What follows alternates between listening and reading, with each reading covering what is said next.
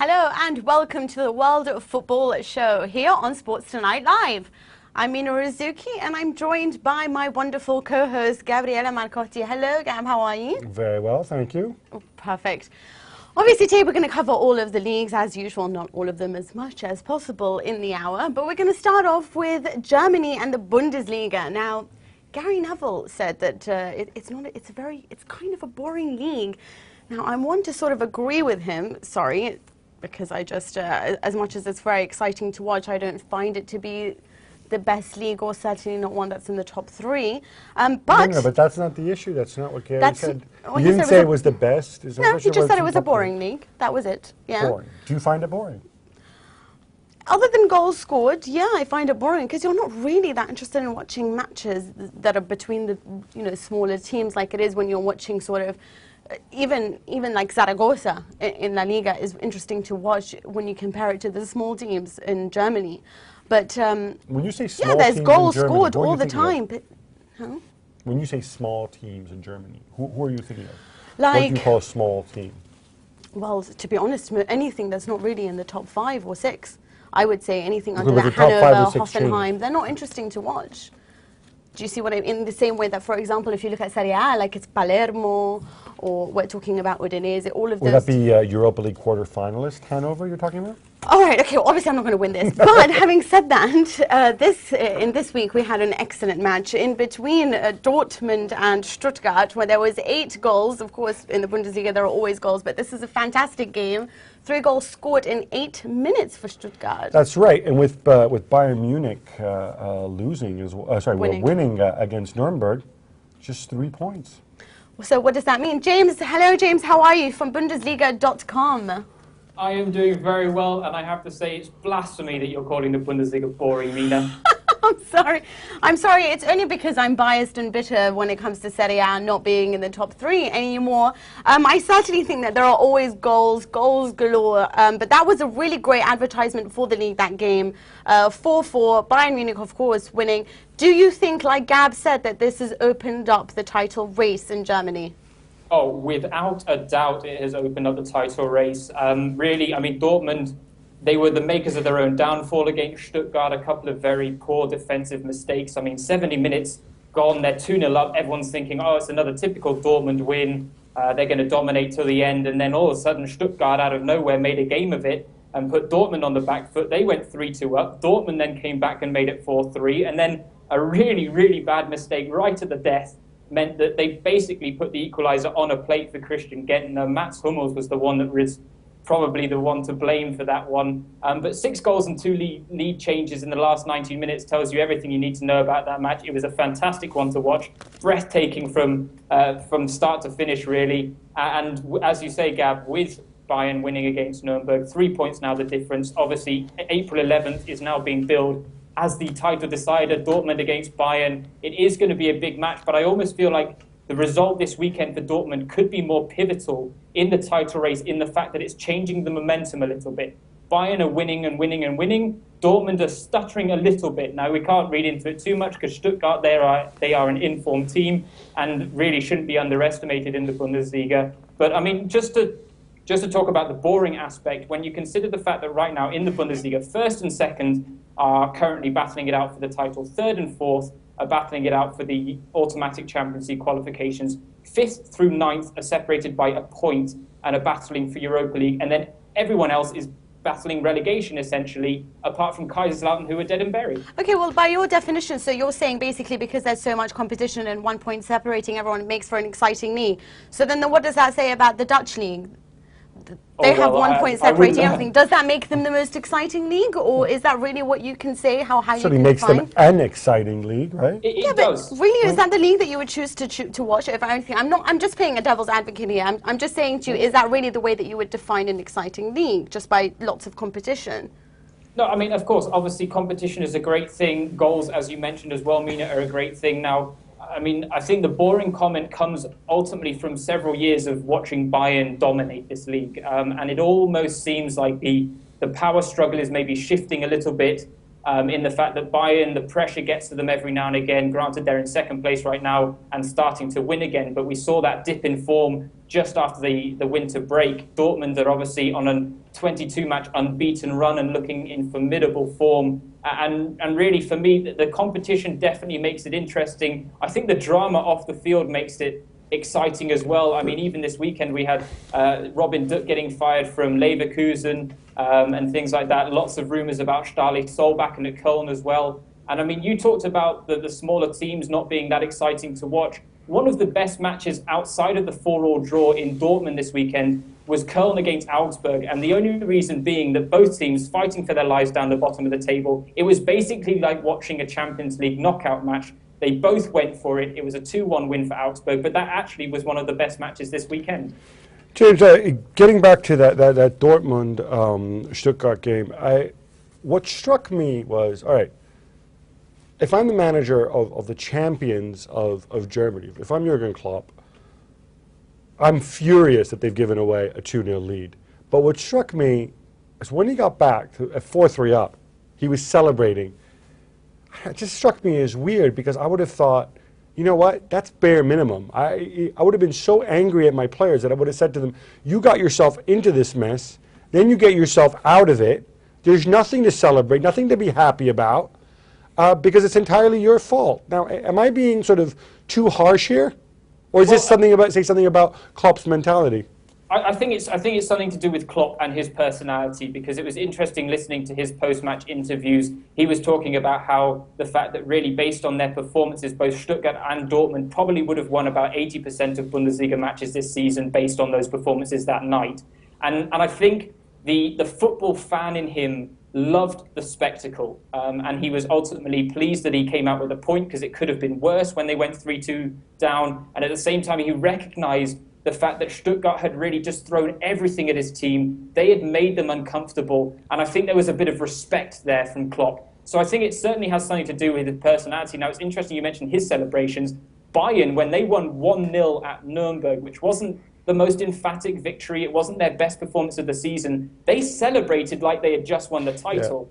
Yeah. And that struck me as strange, because really a 1-0 win at Nuremberg, Bavarian rivals, not the best result for them. They had to rely on a moment of magic from Arjen Robben. And for me, it's an interesting mentality. It's a great question that you bring up, because Klopp jumped about a mile in the air when they scored and made it 4-3. But at the same time, his reaction when Hummels made the mistake for the last-minute equaliser from Christian Gentner was also very telling, because it was almost like he had a smile on his face, kind of laughing at the fact of how crazy the match had been. At the same time, he was obviously disappointed they had dropped 2 points. He knows that that's ultimately going to shift the momentum a little bit, and it's going to fill, it did fill Bayern with confidence the day after. And so, really, for me, Dortmund obviously still in pole position. As I say, April 11th is ultimately going to be the title decider.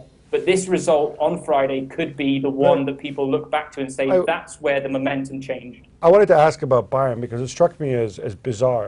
Okay, they had this big Champions League game coming up, but on the other hand, Marseille are pretty much dead and buried. And yet they put out the kind of lineup that made me think that they either thought Nuremberg was going to be a walk in the park, or they were resting people and had given up on the league, because you saw Diego Contento there at left back. You had Pranjic playing. Schweinsteiger, I guess maybe isn't 100% yet, but he came off the bench.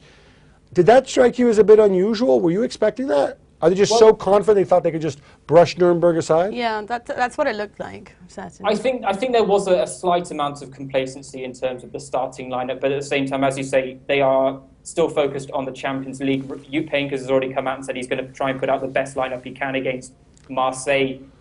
Diego Contento certainly struck me as strange, because David Alaba's been playing fantastically well at left back, considering he's not a left back. But at the same time, Schweinsteiger, you're right, he isn't fully fit. And all of a sudden, what was it, about 60th minute, they started panicking. And all of a sudden, Schweinsteiger came off the bench, Ribéry came off the bench. And it certainly changed the game, because it was one of those typical backs-to-the-wall performances from Nuremberg. They defended deep, they tried to soak up the pressure, and they did really well. They won, I think, 60% of the challenges in the match, and really, for me, were incredibly impressive. And I almost felt like they deserved to take something out of the game just because they had really dug in against a team with the quality of Bayern Munich. But at the same time, when you bring on the likes of Ribery off the bench and Schweinsteiger, it's certainly going to change the game. But really, again, a bit like Dortmund, Nuremberg were the makers of their own downfall. It was one terrible pass from Dominic Marot that gave it straight to Cruz. He was able to then set up Ribery one-on-one. The keeper managed to save that attempt. And then Robben was there on the follow-up to slot it into the bottom corner with a nice finish. And I mean, Robben scored 9 goals in his last 7 games, which is an incredible thing considering that people were starting to write him off a little bit. There are rumours now going around, and the Bild is reporting that he's going to sign a contract extension until 2015, which is a great thing for Bayern Munich because I think they do want to keep hold of him despite the fact they're bringing in talent in the summer in the form of people like Shedran Shaqiri. And for me, it was a strange lineup, but at the same time, Bayern have the quality to overcome a team like Nuremberg on their day. And as I think I've said a couple of times before, if anyone's going to win every game to the end of the season to win a title, Bayern Munich are going to be the team that can do that. And I say that begrudgingly because I have a slight aversion to them. They're one of these teams that just win everything. It's a bit like if I moved to England right now, I wouldn't support Man United because they just keep winning. Same with when I moved here to Germany. Bayern have won and won and won, and that has created a slight aversion from my perspective. But at the same time, you cannot deny the quality they have and their ability to win matches, maybe even when they don't deserve to. Okay, thank you so much for talking with us, James. I'm sure we'll get back to you. Quite quick talk of the managers at the moment. We didn't get a chance yet. Yeah. Solbakken and of course, about to go, and Robben Dutt at Bayer Leverkusen. It's a shame because he did look like he was one of the up-and-comers. Did very well at Freiburg last season. Yeah. Okay, but did you not think he kind of lost authority of the dressing room a little? He seemed to be erratic on the bench. Didn't you see sort of it coming with the way? I mean, obviously, Leverkusen, after finishing second last year, were down the table, and they did add Schürrle, and they were expecting a lot this season. He had to deal with Ballack being a bit of a pain in the butt. He lost Vidal. I think he's got a number of mitigating circumstances. But I tell you what, he's going to be back. Well, we'll see about that. But next up is Spain, and we'll have some more chat about what's going on over there. So we'll see you in a bit.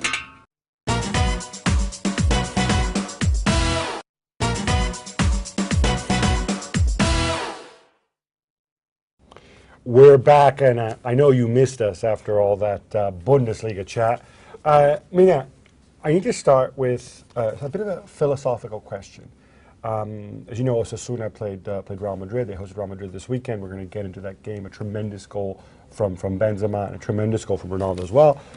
But one of the stories that sort of captured the attention of the Spanish press in a very critical way was these Osasuna fans in their stand. There were some kids, with an adult, with a couple of adults wearing Real Madrid shirts, and they kind of berated them and told them that they're in Pamplona, they should support Osasuna, their local team. Now, I don't like bullies as much as the next guy, and you obviously don't want to see grown men shouting at little kids. That said, the principle. If you're in Pamplona, if you're from Pamplona, shouldn't you support your local side? Isn't this where sort of the problem comes up when you start supporting teams that you only see on television? I'm not talking about, if you live in one country and, you let's say you live in England and you're a big Athletic Bilbao fan. Obviously, that's fine. Okay, but if you're actually from a city, especially one from like Pamplona. Isn't it kind of like a betrayal to your local side? No, I think you should have the right to support whoever you want, whether you are from that city or not. You obviously have the right, but I mean, I still have the right to call you a bit of a, glory chasing, Me? No, not you. Right. I think one in general, because you support your local teams. Yes, of course. Well, look, if you go to Sicily and you'll see them all supporting Juventus, and that's not their local team. Well, precisely. But then that's because, a lot of them went up north and they felt like they found themselves in the north. But a lot of them didn't go up north. The ones who went up north tended to stay there. I mean, I appreciate if you've had an experience, you've had a live. Yeah. It's just that when you go to support a team simply because you see them on television and you don't support your local side, it just... Well, you see, this is the thing. I don't think so. I think you should always support your country. I don't think you should always support your local team. Because who is really ever from one city? Well, I mean, your local team in the sense of where you grew up, where your roots are. What about if your father supports another team and you're going to follow family tradition? That's fine. No, I can give you a pass on that one to some degree. But I don't know, it just kind of... Did you feel really bad for them? I could see both sides of the argument. But anyway, enough said about that. Osasuna, of course, a very proud fact. This was a game that, you know, many of us said, ooh, I wonder, you know, this Real Madrid could have a wobble here. They lost there with Pellegrini, and, you know, they gave Barcelona such a hard time. Instead, they just wiped the floor from minute one. Well, to be honest, I didn't think that this was going to... Yeah, I know that how they are an informed team at the moment, and they are the team to beat, considering how well they've been doing recently. But I think that the way that they play their football is kind of all a bit too much aggression and tenacity, and we're going to go there and we're going to, you know, sort of make sure we'll power through. And when you're up against Real Madrid, and if you allow them that much possession, then I think it was kind of... not said and done, but maybe I think Real Madrid sort of went in there as a little bit of an underdog, you know, knowing that they could fall, and because of that, felt that they had the energy, and they weren't arrogant. They were geared up for this game. And to be honest, with the way that they scored was just magnificent. The first, especially Benzema's goal. So they had the confidence to keep going.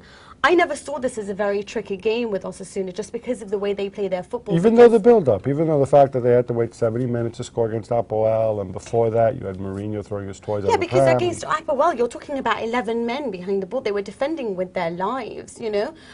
And they have been in second gear for so long. And I remember telling you at the time that I felt like this is what they needed. They were suffering a little with, you know, Santi Cazorla's free kick, and then after the second week after conceded another free kick. They were playing in second gear, and they needed these shocks to sort of, you know, shock them back into real life. And you feel now you're kind of seeing what they are capable of. Yes, they waited 70 minutes, but then they scored sublime goals to make sure of the fact that, you know, even if they didn't manage it, do you really think that when it was at the Bernabeu that they wouldn't have managed to win?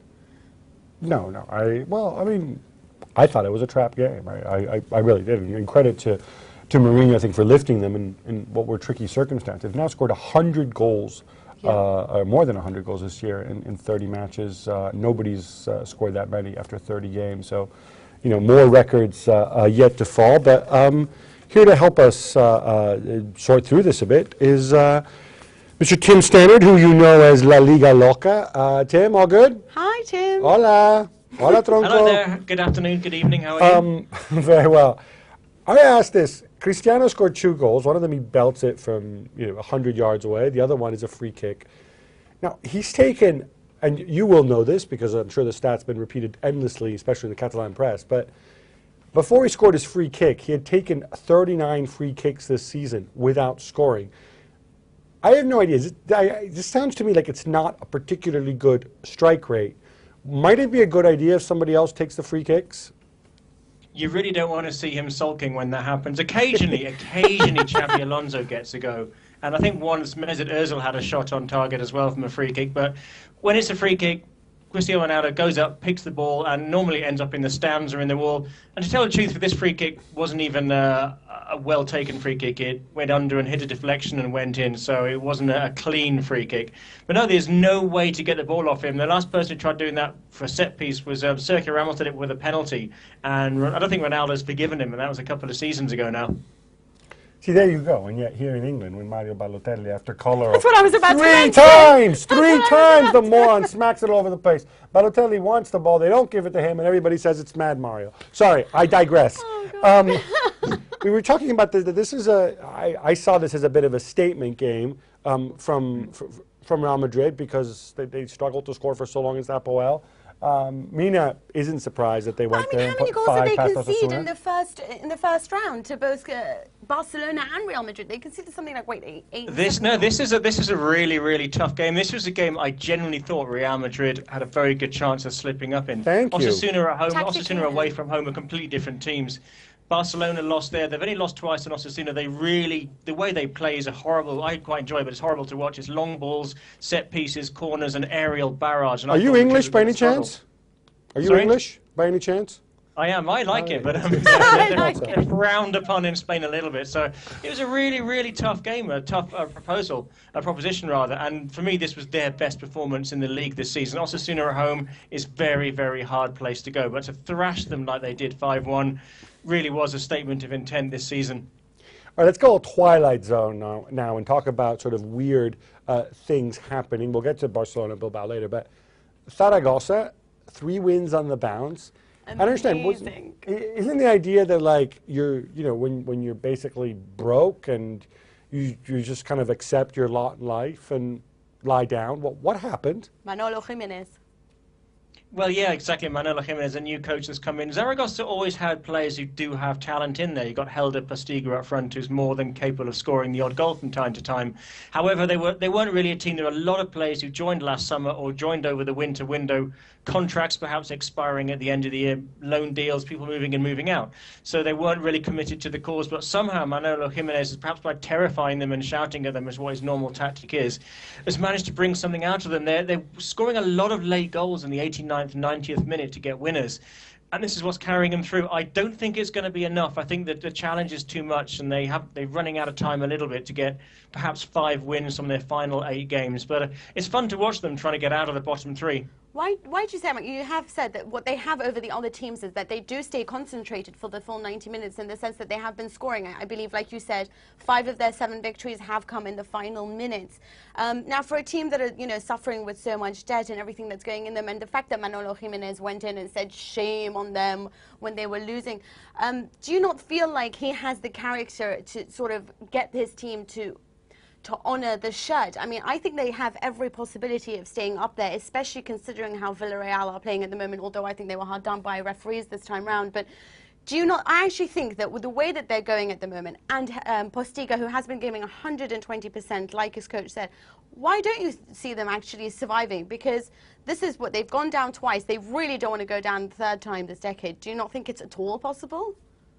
It is possible. I'd give them a 20% chance of doing it. Next week they're playing Barcelona. They've got Sevilla to play as well in the Sanchez Pizjuan. So I think that's 2 games that they're going to lose, which is down to 6. They're going to need to win 5 of those 6. Of course, it is possible, but I just think they've what Manolo Jimenez has done is good work, and it's a good effort from the players. But I think it's just far too late for them. I can't see, excuse me, I can't see any other teams above them collapsing to the extent where Zaragoza are going to overtake them. As you said, Villarreal will scrape enough points. Real Sociedad, Betis, Granada, maybe just 2-3 wins needed from them to stay up.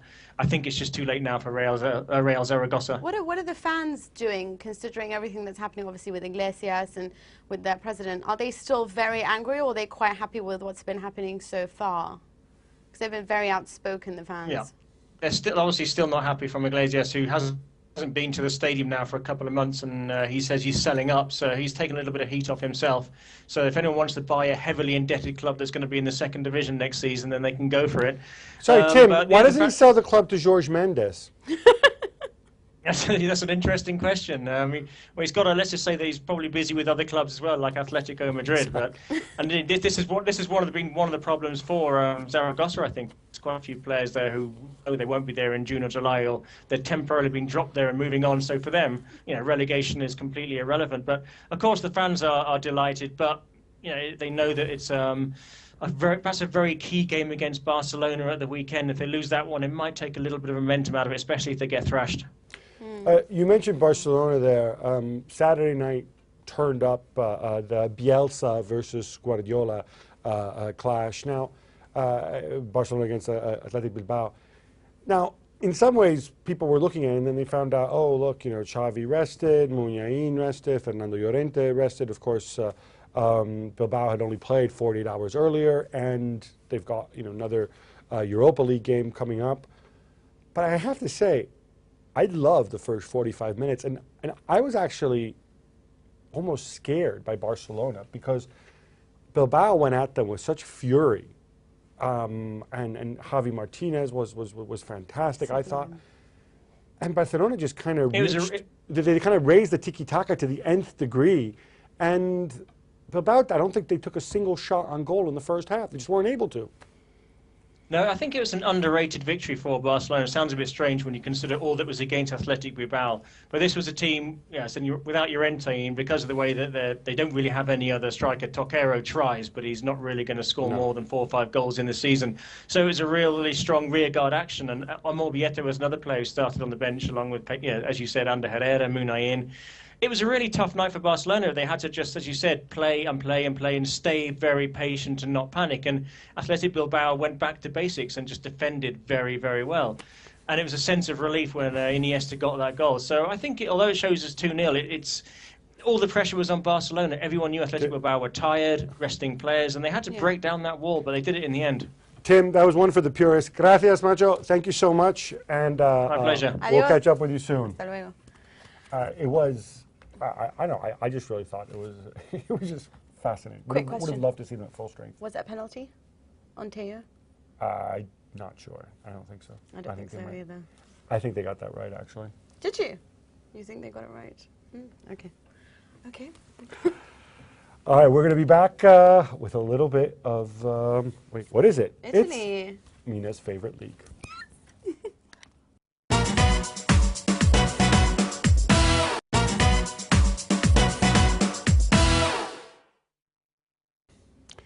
We're back here on the World Football Show, and Mina, it was a sad weekend for many of us. I got the news around 4 o'clock that my friend and footballing legend Giorgio Chinaglia had passed away in the early hours of Sunday morning, and for me it was quite a shock because I'd only just spoken to him 2 days earlier on Friday.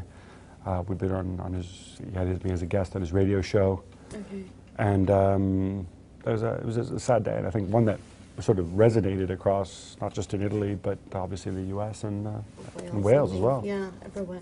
Now, this was a player that defined sort of Lazio's Scudetto 1974. He was famous for sort of berating coaches, and when he played with Pelé, he said, "Oh, I didn't play with Pelé, Pelé played with me." You know what I mean? He was a great personality, on top of being a footballer who just really wanted to win and go forth and conquer, never give up. Now, like you said, you know him personally. So, what is it like talking to him?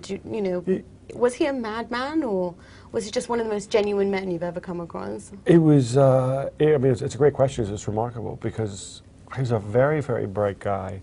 But like a lot of bright people who've made big mistakes, I think it's undeniable, obviously, with his court case later in life and whatever else. With people like that, you wonder, are they also a bit mad?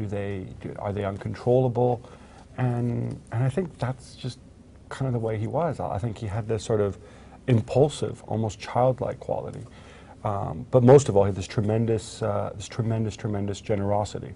Anybody who's ever been around him will tell you that he always stopped for a fan wanting an autograph, or whether you were a journalist ringing him or whatever. And one of his biggest gripes about the modern game was the distance between the superstars and the fans and the supporters. And he could explain it both in a business sense, because obviously it's promotion for the game, but also he said, most of these footballers come from nothing, and he himself came very much from nothing, a very poor family, and he was always so mindful of that and so respectful of that. But one of the greatest to have ever graced the game for Italy. I think certainly one of the greatest center forwards, and really, as I put it yesterday, a man who lived many lifetimes in his 65 years, because he really did so much. And I know Giorgio would want us to remember him with a laugh. So once you're done with this, go on YouTube and type in football crazy. And he made a music video in 1974, and it really is him singing. It was right around the time he was actually in a film with Elizabeth Taylor. And I think I can say this. He certainly would lead you to believe that he and old Liz got intimate. Oh, really? But maybe that's just the legend and the myth of Giorgio Chinaglia. That's how maybe he's just an we Italian. want to remember him. Exactly. Right, okay, so moving on, it was a mad weekend indeed. Right, and we've got Tancredi with us. That's right, Tancredi Palmieri from the Hofsports Bistro in Milan. You see the place with all the banners and the scarves and the shirts in the background. You love that place, Tank. You're always there. Well, actually, yes. Honestly, if they would have also a bed for me, I must say that half of my week I would spend here, I must say. You lead such an interesting life, Tancredi. You don't know what kind of people are passing here through. Next week will be a strip joint. Now, if you would know the waitress, you would agree with me. Off the top, we have to ask this because we have a title race in the Bundesliga now. Do we have a proper title race in Serie A after a weekend in which Catania held Milan to a 1-1 draw, and Juventus spanked, I think is the appropriate word, Napoli 3-0. It's a 2-point gap. Milan have the easier run-in. Is it a real, proper title race? Well, guys, what do you think? It's 8 match days to the end, and it is something like this. And Milan still has the clash with Barcelona before the next match day. I'm saying just the clash with Barcelona because I don't think there will be other more. But anyway, and when you have, I mean, teams like Catania that can stop you, and also the situation is getting so dramatic for the third place, that is the one that is qualifying to Champions League, and in a way for the relegation, because there are some couple of teams. First of all, Fiorentina, they shouldn't be involved there, and it's just a huge drama for them to be there. So Tancredi, one thing at a time, because you're covering all the scripts at once. Okay, goodbye. Title race. Do we have a race, considering the fact that there's 8 games left, but frankly, Milan basically plays 6 of them at the San Siro, and except for Inter and possibly Atalanta, the other teams are all Muppets. No, I don't agree, because I don't think so, because they're facing sides that are actually going to be trying to not get relegated, like so they could give them a really hard team. Like Siena. Like Siena will be safe by the time they play them. Bologna. Bologna. What's Bologna? I'm not familiar with such a team. Tancredi, please. Pioli is doing a wonderful. I must say one thing. Yes, if you look at both the calendar, actually they don't have a so difficult journey until the end.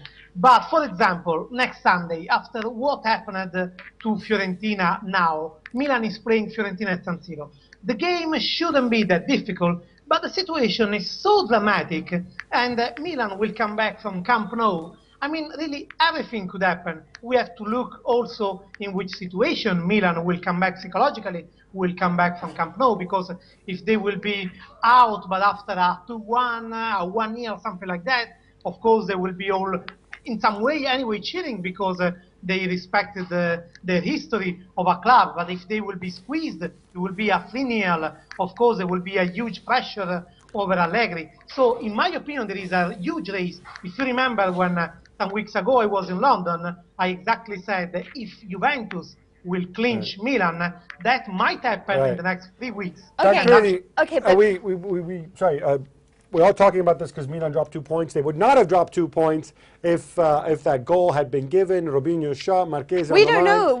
Don't call it a goal yet, because we're not entirely sure it crossed over the line, and the whole I honestly ball don't know. I've seen every replay. You can see the AC Milan website, and the picture that picture shows it to have been crossed the line. If you actually watch it, I actually didn't think that the entire ball had crossed the line. Whether it had or whether it hadn't, surely with the linesman, it's a difficult call to make. The one against Juventus was clear. Exactly. I think this is the point. Why is Galliani doing this? He says unacceptable. It's a very difficult call to make, whatever you think. Is this a big game? Is this a big club attitude? Really? But there is one thing to say before everything, guys. Even if a ball, and this is the case, even if a ball crossed the line, doesn't mean that is a goal, because the ball has to cross the line. Also, I know that it sounds difficult to explain, also with the prospection of the ball. So might be there is still some grass between the goal line and the ball. I know what you mean. The entire circumference has to cross the line. But I ask you, we all know the rules though, but Tancredi, Galliani, why is he doing this? Has a screw come loose in his head? Yes. Or does he actually think it's good for Milan's image to go and behave like this? Maybe they're jealous of Juve. Why? Stop it. Exactly because of that guy, because of You're the pressure. one to talk. Because they feel that they cut the 2 points of gap that they had, of advantage that they had before. And this pressure is working in Milan's mind.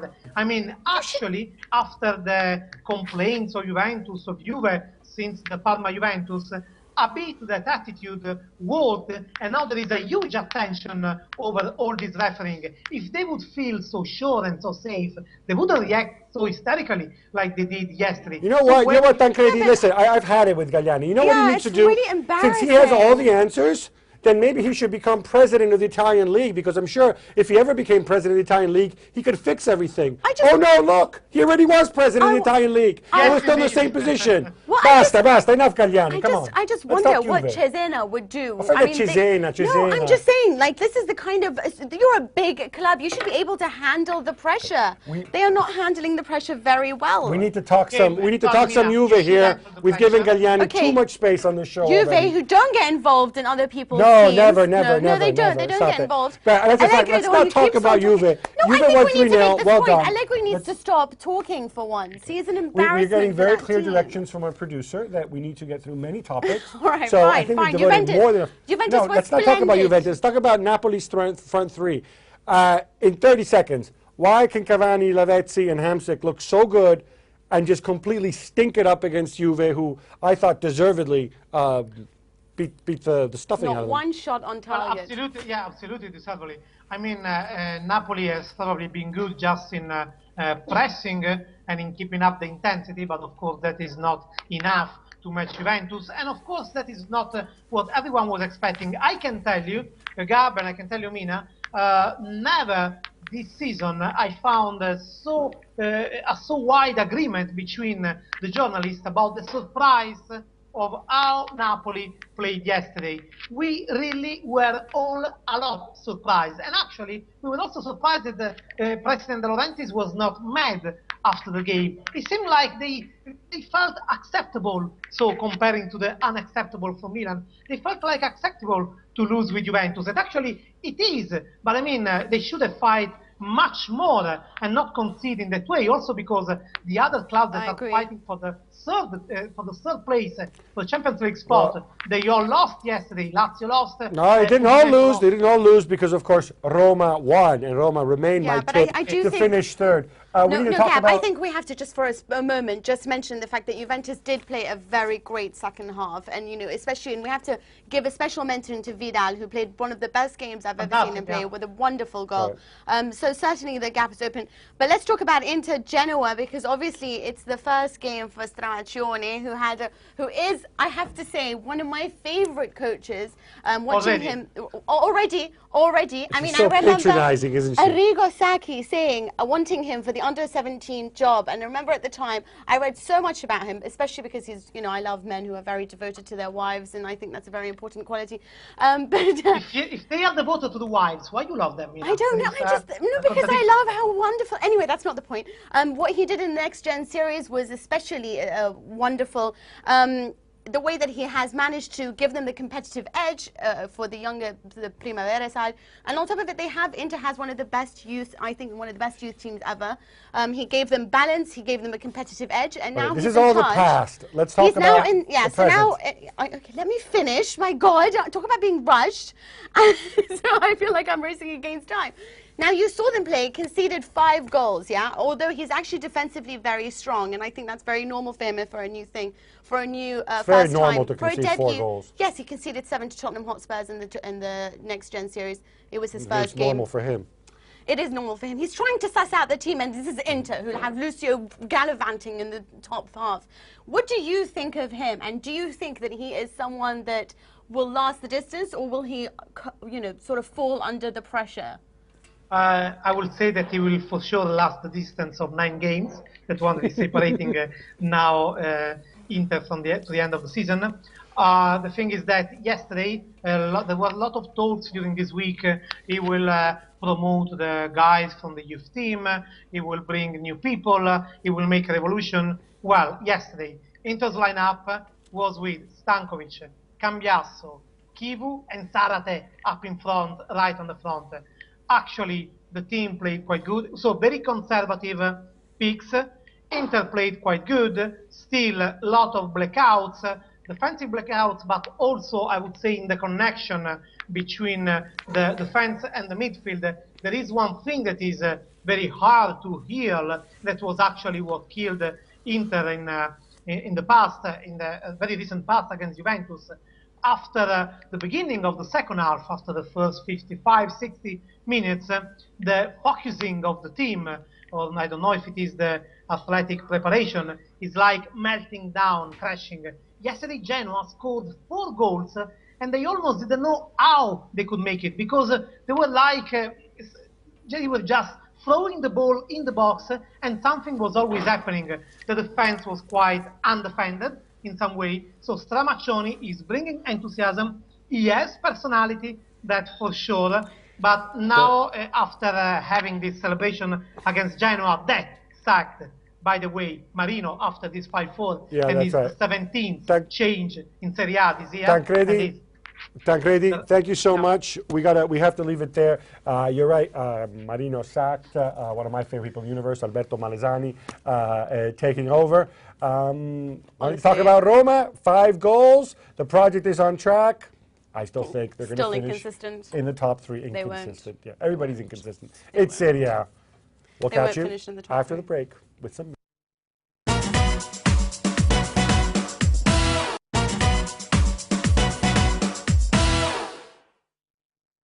Hello and welcome back to the World Football Show here on Sports Tonight Live. Now we go to Portugal. Since we don't really chat about them very often, I thought it's important that we bring them up at this time. Of course, it's very neck and neck at the top at the moment. I think 3 necks, actually. neck and neck. Sorry, 3 necks at the top. We've got Braga, we've got Porto, and we've got Benfica, who actually won over Braga, ruining their 13. Well, they would have made it 14 if Braga managed to win. However, having said that, in the 16 attempts that they've tried, Braga has only ever won once over Benfica, and they managed to win Benfica this time around 2-1. What did you think of the game? Did you watch it? I think what's remarkable about Braga is certainly in years past they were known for this incredibly stout defense, and I'm just fascinated by the club because if you look at it, they've changed managers, they changed personnel year after year. To me, it's an example of a very well-run club that it almost doesn't matter who the manager is and who the players. Obviously, got guys like Alan or whatever who've been there for a while. Sure. But to find out more about it, why don't we speak to Tom Kundert from Portugal, sorry, .net. Hi, Tom. Hey, Tom. Thanks for joining us. Can you tell us a little bit about Braga? And I know they've got this guy at the top who's a bit of a wheeler dealer, but what makes them such a club that can be competitive year on year, even as the personnel changes? Yeah, well, you hit the nail on the head really there. It's the Antonio Salvador, who's the president of the club. He's just overseen this really remarkable rise. And like you say, the amazing thing is that they've had several managers over that time. And all of them have been successful. It doesn't really change, it hasn't changed how successful they've been. So you can't like point at one manager and say, you know, here's the reason they've been so successful.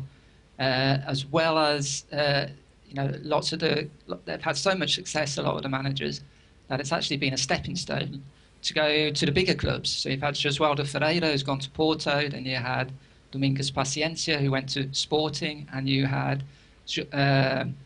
Jorge Jesus, who went to Benfica.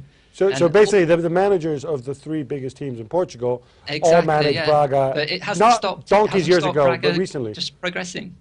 Getting to this weekend, Braga, they were away to Benfica.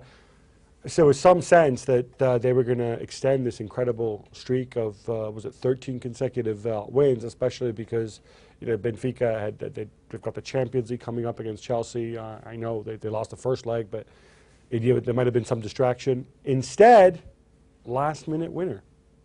Yeah, fantastic game it was. Really good game. And I think, again, in one way it was a kind of demonstration of how Braga have matured, because they played Benfica 2 seasons ago, and in quite a similar situation, really. It was Benfica and Braga vying for the championship. That fantastic Benfica side that won it in the end, but they only won it on the last weekend of the season because Braga stayed with them all the way. And on that occasion, Benfica won 1-0, but you could tell that Braga were quite nervous.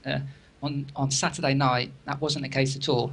You know, you can tell this is a team that's now used to the big matches. You know, they've had a lot of big European matches, of course, got to the final of the Europa League last season. And you could tell their players were used to the atmosphere. They weren't overawed at all. And a bit unlucky, really. Braga had great chances to go 1-up. They missed them. Benfica went ahead just with about 10 minutes left, a bit more than 10 minutes left. Everyone thought that was that. Braga, they came back, scored an equaliser 5 minutes later.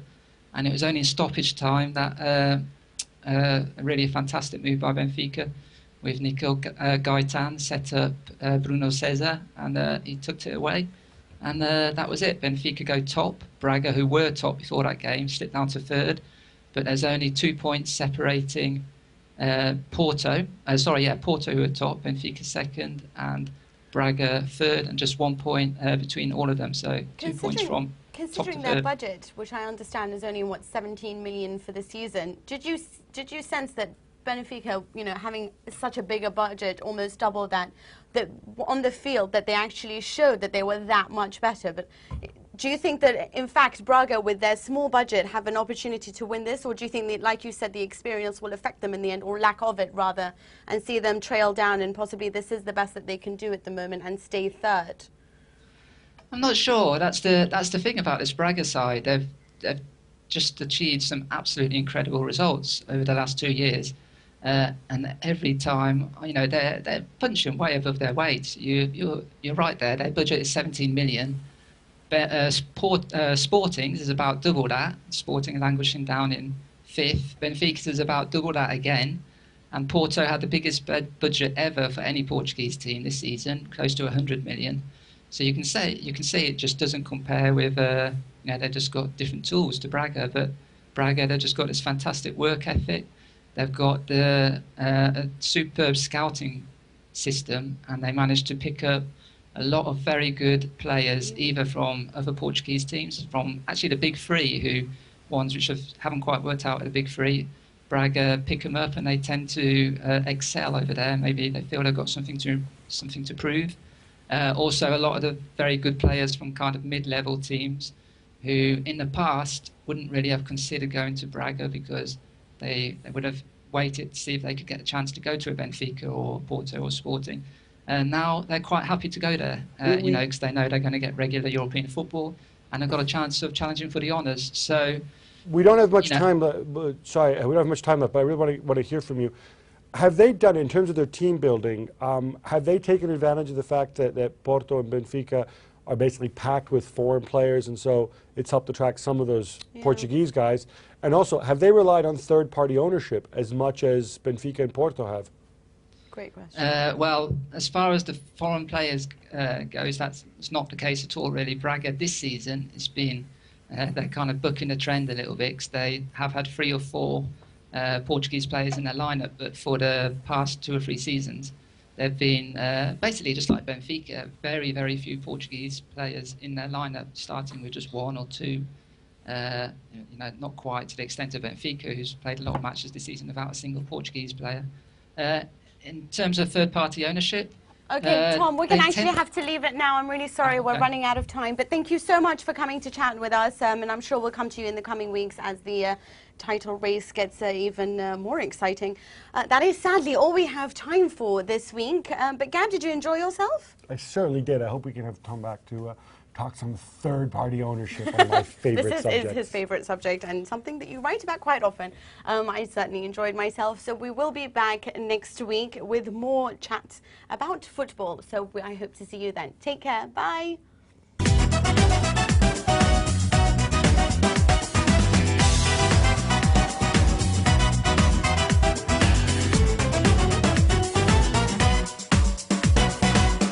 You see what in the same way that, for example, if you look at Serie A, like it's Palermo, or we're talking about Udinese, all of those. Would that be Europa League quarter-finalist Hanover you're talking about? All right, okay, well, obviously I'm not going to win this. But having said that, in this week we had an excellent match in between Dortmund and Stuttgart, where there was 8 goals. Of course, in the Bundesliga there are always goals, but this is a fantastic game.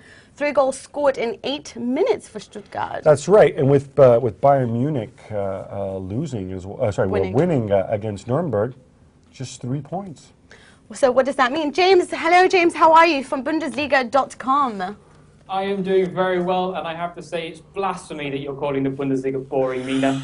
I'm sorry. It's only because I'm biased and bitter when it comes to Serie A not being in the top 3 anymore. I certainly think that there are always goals galore. But that was a really great advertisement for the league, that game. 4-4, Bayern Munich, of course, winning. Do you think, like Gab said, that this has opened up the title race in Germany?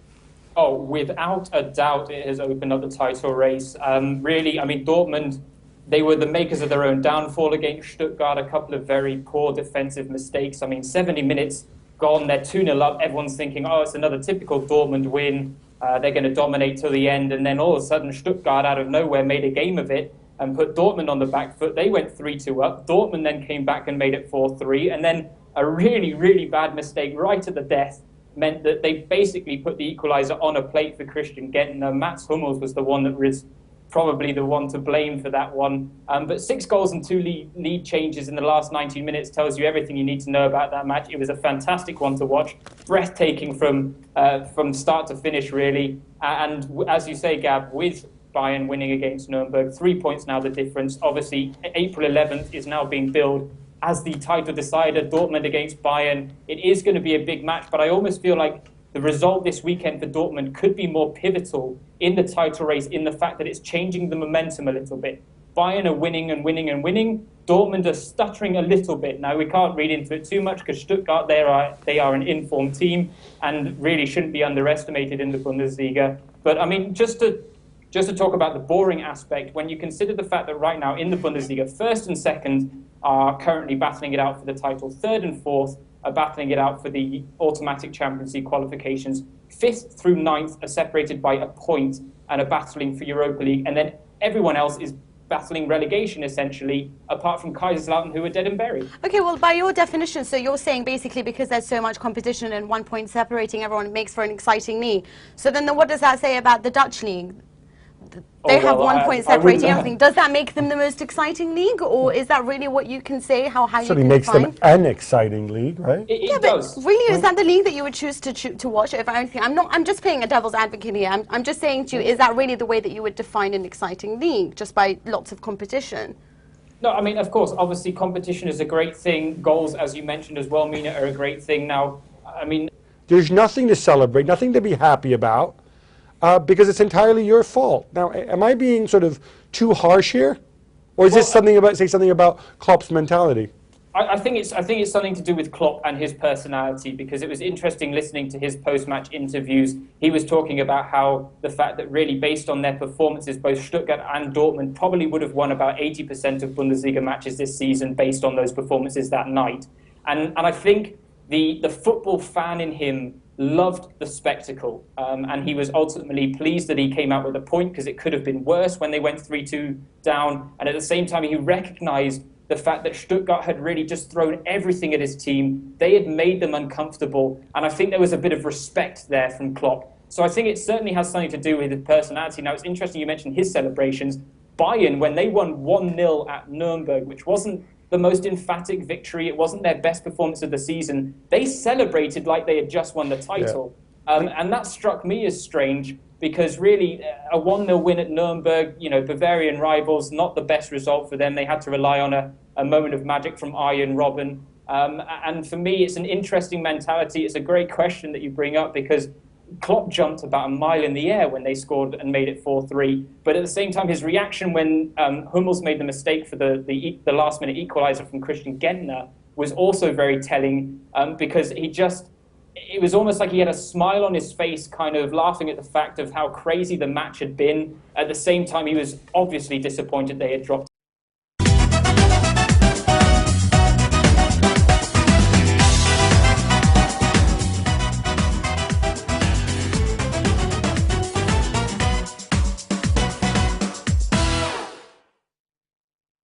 Hello and welcome to the World Football Show here on Sports Tonight Live.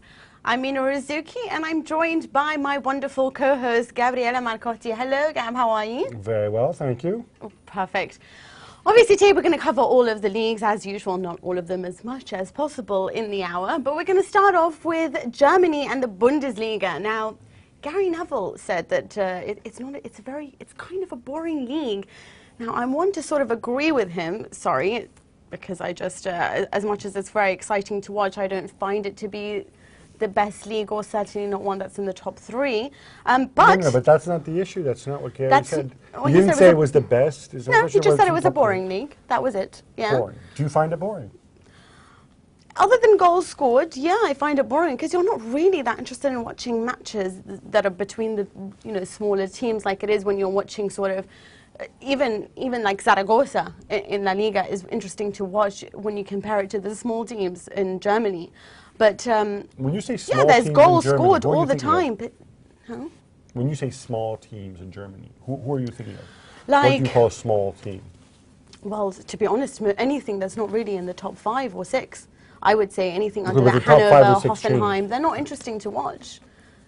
I think the boring comment comes ultimately from several years of watching Bayern dominate this league. And it almost seems like the power struggle is maybe shifting a little bit in the fact that Bayern, the pressure gets to them every now and again. Granted, they're in second place right now and starting to win again. But we saw that dip in form just after the winter break. Dortmund are obviously on a 22-match unbeaten run and looking in formidable form. And really, for me, the competition definitely makes it interesting. I think the drama off the field makes it exciting as well. I mean, even this weekend we had Robin Dutt getting fired from Leverkusen and things like that. Lots of rumours about Stali Solbakken at Köln as well. And I mean, you talked about the smaller teams not being that exciting to watch. One of the best matches outside of the 4-4 draw in Dortmund this weekend was Köln against Augsburg, and the only reason being that both teams fighting for their lives down the bottom of the table. It was basically like watching a Champions League knockout match. They both went for it. It was a 2-1 win for Augsburg, but that actually was one of the best matches this weekend. James, getting back to that Dortmund Stuttgart game, what struck me was, all right, if I'm the manager of the champions of Germany, if I'm Jurgen Klopp, I'm furious that they've given away a 2-0 lead. But what struck me is when he got back at 4-3 up, he was celebrating. It just struck me as weird because I would have thought, you know what, that's bare minimum. I would have been so angry at my players that I would have said to them, you got yourself into this mess, then you get yourself out of it,